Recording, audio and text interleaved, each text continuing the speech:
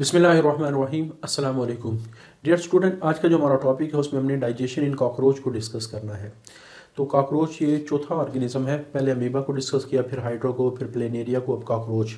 और जो जो हायर ऑर्गेनिज्म की तरफ जा रहे हैं तो जो डाइजेस्टिव सिस्टम कॉम्प्लेक्स से कॉम्प्लेक्स होता जाएगा।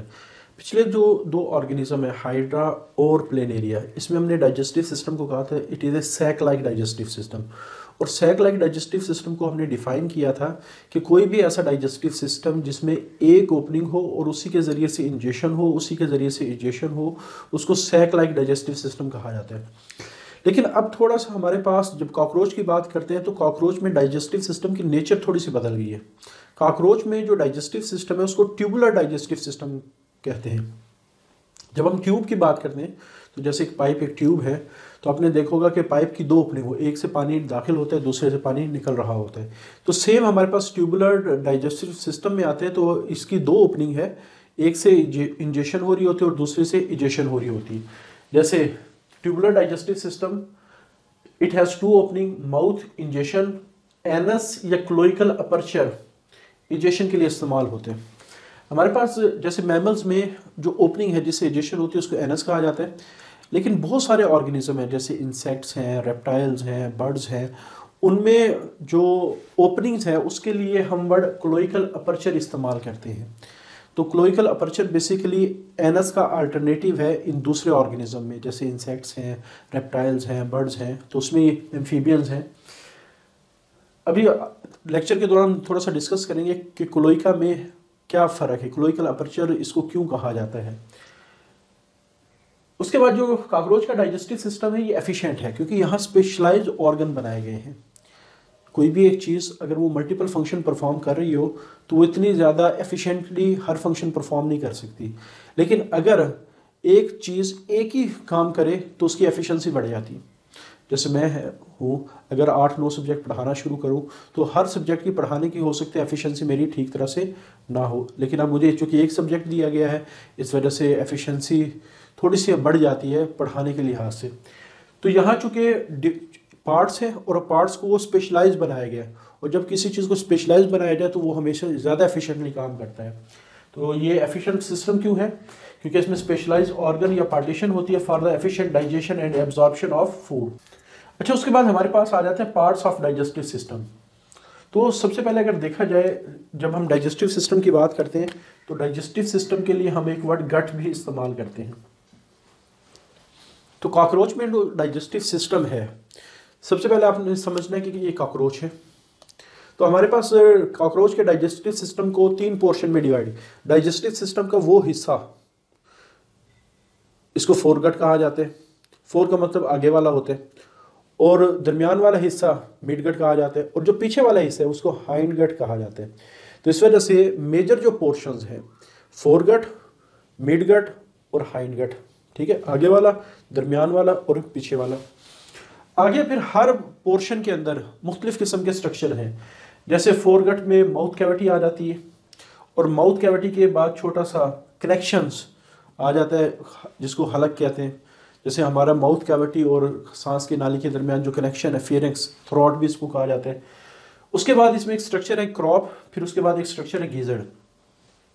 और माउथ कैविटी के अंदर डाइजेशन होती है, उसको असिस्ट करने के लिए सिलिवरी ग्लैंड होते हैं जो अपनी सलाइवा को बना के इस माउथ कैविटी के अंदर डाल रहे होते हैं, और ये सिलिवरी ग्लैंड मौजूद होते हैं उसके थोरेक्स रीजन में। अगर हम कॉकरोच की बॉडी को ड्रा करें तो कॉकरोच की बॉडी के 3 पार्ट, जितने भी इंसेक्ट हैं उनकी बॉडी 3 हिस्सों में आमतौर पे डिवाइडेड होती है। ऊपर वाला हिस्सा माउथ, फिर थोरेक्स जिसको सीना कहा जाता है, नीचे वाला हिस्सा एब्डोमेन कहलाता है। अच्छा, उसके बाद आ जाता है मिडगट। तो मिडगट एक छोटी सी ट्यूब है, नैरो ट्यूब है, इसको मिज एंटीरोन स्टोमिक भी कहा जाता है। जिसके साथ मिज का वर्ड आ जाए ये भी मिड के लिए वर्ड इस्तेमाल होता है। जैसे हमारे पास एक लेयर है मीजोडर्म, दरमियानी लेयर को कहा जाता है, एंटीरोन डाइजेस्टिव सिस्टम को कहा जाता है। तो मिडगट या इसका दूसरा नाम क्या, मेस एंटीरोन स्टोमिक, ये एक छोटी सी ट्यूब है। जैसे मैं कहता हूँ ये हमारे पास एक छोटी सी ट्यूब है, और इसका जो शुरू वाला हिस्सा है तो यहाँ काफ़ी सारे छोटे छोटे फिंगर लाइक ट्यूब्स मौजूद हैं जो अपने एंजाइम को मिडगट के अंदर सिक्रीट करते हैं। इनको हिपैटिक सीकी कहा जाता है। और ये वाले जो हिपैटिक सीकी है ये ओपन कहाँ होते हैं, into the anterior end of midgut. जहाँ से मिडगट स्टार्ट हो रही है वो एंटीरियर एंड है, और जहाँ खत्म हो रही है वो उसका पोस्टीरियर एंड। तो ये जो ग्रीन कलर की आपको नजर आ रही है हिपैटिक सीकी है, तो ये जितनी भी सिक्रेशंस बनाएंगे, जितने भी एंजाइम बनाएंगे, उन सारों को इस एंटीरियर एंड के जरिए से स्टोमक में रिलीज करेंगे। अच्छा, उसके बाद आ जाती है हाइंड गट। तो ये एक बहुत लंबी सी क्वाइल ट्यूब है, यहाँ तो छोटी सी ड्रा की, ये बहुत लंबी ऐसे क्वाइल ट्यूब होती है। और जो इसका आखिरी हिस्सा है, टर्मिनल पार्ट का मतलब है आखिरी हिस्सा, वो एक थिक वॉल्ड चैम्बर है जिसको रेक्टम कहा जाता है। बाकी आगे भी इसके कुछ पोर्शन होते हैं जैसे इलियम और कोलोन, लेकिन इन इलियम और कोलोन को थ्योरी के अंदर आपकी बुक में मेंशन नहीं किया गया। और उसके बाद जो रेक्टम है, ये जिस ओपनिंग के जरिए से बाहर खुलता है उसको एनस कहा जाता है। यानी फोरगट में माउथ कैविटी है, फेरिंग्स है, क्रॉप है, गिजर्ड है। उसके बाद सलेवरी ग्लैंड है जो अपनी सिक्रेशन को, सलाइवा को बना के माउथ कैविटी में रिलीज करते हैं। जो मिडगट है वो एक ट्यूब लाइक स्ट्रक्चर है और इसको मेसेंटेरोन स्टोमक भी कहा जाता है। और हमारे पास इसके एंटीरियर एंड में शॉर्ट फिंगर लाइक ट्यूब्स होती हैं जिनको हिपैटिक सीकी ये अपने एंजाइम को बना के इस स्टोमक में रिलीज करती हैं। और उसके बाद जो हाइंड है ये बहुत ही लंबी ट्यूब है और इसका आखिरी जो पार्ट है वो एक मोटा सा थिक वॉल्ड चैम्बर बनाता है। स्टोमक सॉरी यहाँ लिख दी गया, थिक वॉल्ड चैम्बर बनाता है और चैम्बर बाहर की तरफ ओपन होता है एनस के जरिए से। तो ये डिफरेंट पार्ट्स है। अब इसमें प्रोसेस क्या होगा, यानी कौन से पार्ट से कॉकरोच क्या काम लेगा। सबसे पहले तो आप लोगों ने जहन में रखें इंजेशन। कॉकरोच हर किस्म का फूड ऑलमोस्ट खाता है, यानी कॉकरोच गला सड़ा मवाद भी खाता है, एनिमल्स भी खाता है, छोटे छोटे एनिमल्स भी खाता है, ठीक है, जैसे मच्छर वगैरह। तो हर किस्म का फूड इसके खुराक में आ जाता है। अच्छा, कॉकरोच का जो माउथ है, जैसे मैं कहता हूँ सपोज ये माउथ, इसके ऊपर कुछ स्ट्रक्चर लगे होते हैं जिनको मैंडिबल्स कहा जाता है। मैंडिबल्स बाद दफे जबड़ों को भी हम कह देते हैं, जबड़ों के लिए। जैसे हमारे जो दांत, नीचे वाले जबड़े का नाम मैंडिबल है, ऊपर वाले जबड़े का नाम मैक्सिला है। तो ये जो मैंडिबल और मैक्सिला का वर्ड है ये जबड़ों के लिए इस्तेमाल करते हैं। तो कॉकरोच के दांत तो होते नहीं है, ठीक है, तो मैंडिबल्स के जरिए से वो अपने किसी भी फूड के बड़े पार्टिकल को छोटे छोटे पीसेस में कन्वर्ट करता है। तो पहला काम के cut into the small pieces with the help of mandible और इन माउथ कैविटी, और फिर वो चबा चबा के या छोटे छोटे पीसेस में कट करके वो माउथ कैविटी में ले जाते हैं।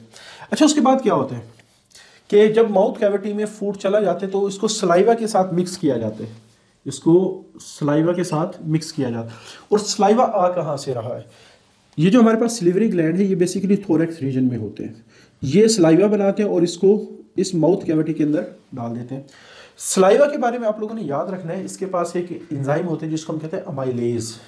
अमाइलेज कार्बोहाइड्रेट डाइजेस्टिंग एंजाइम है। इस वजह से माउथ कैविटी में फूड के जो 3 बड़े कंपोनेंट हैं जिनकी डाइजेशन डाइजेस्टिव सिस्टम में होनी है, कार्बोहाइड्रेट, प्रोटीन और लिपिड्स।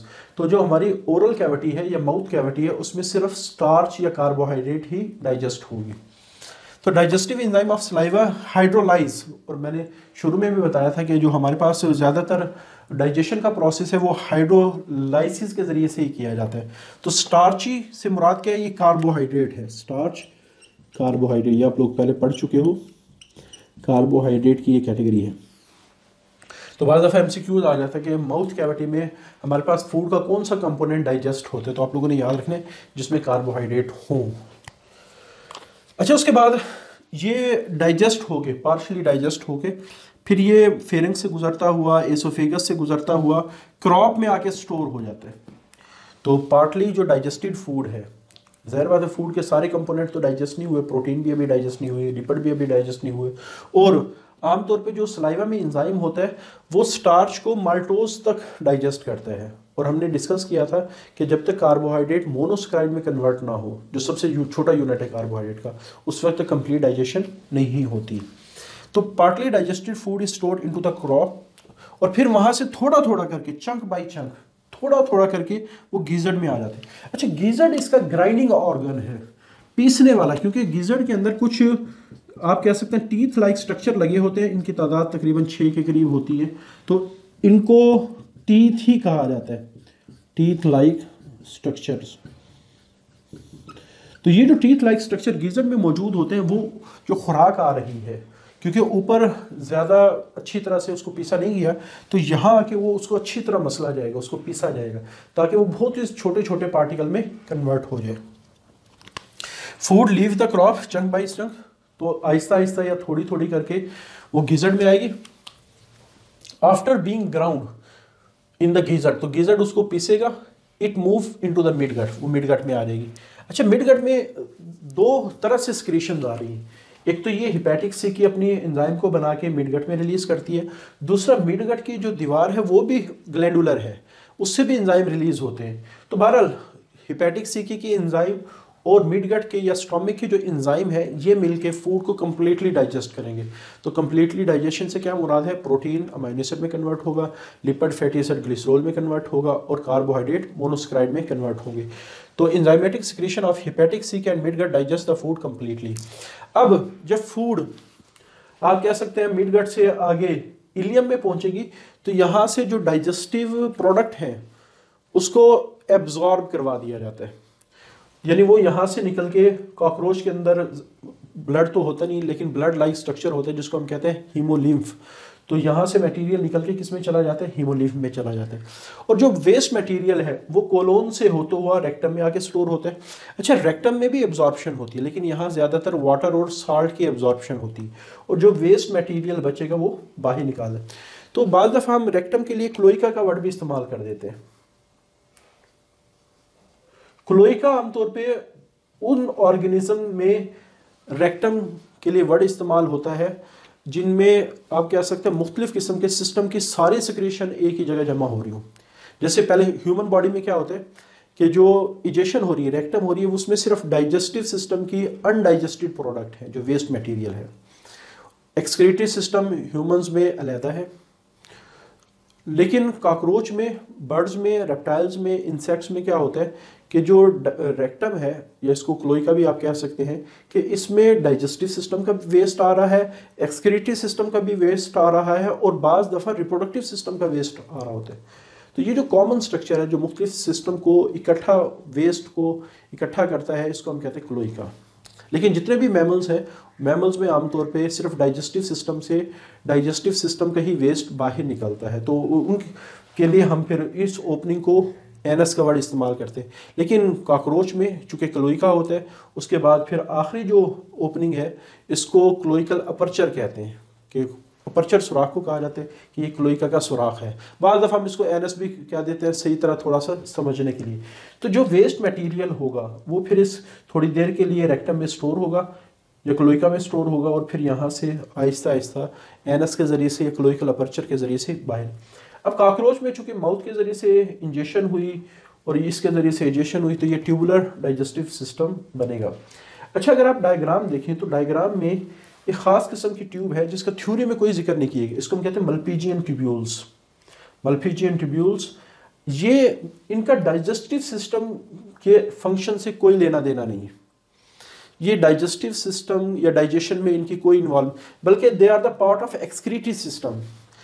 और मैंने इजेशन और एक्सक्रीशन का फ़र्क बताया था।